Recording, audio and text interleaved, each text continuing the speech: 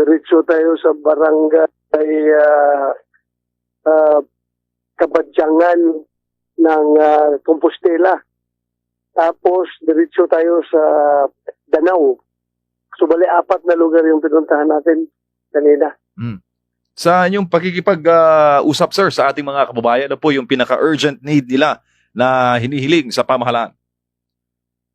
Aside from yung pagkain talaga ang pinakakuan. Tubig, pagkain,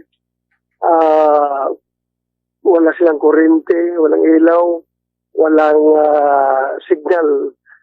Walang signal.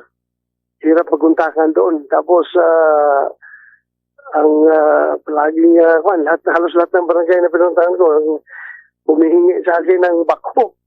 Sabi ko, wala man akong dalang bakso ngayon, puro relief goods itong dala ko. Kasi yung debris, yung mga debris doon na nagkalat na gabundok na laki na mga debris. At saka ang baho pa. Amoy patay ba? Yung sangsang amoy ng patay. Hindi rin siguro kung patay na hayop o patay na tao.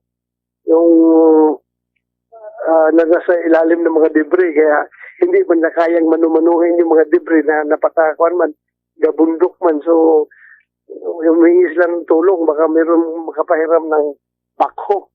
Halos yung 4 na barangay na pinuntahan ko, yun ang hinihingi. Opo.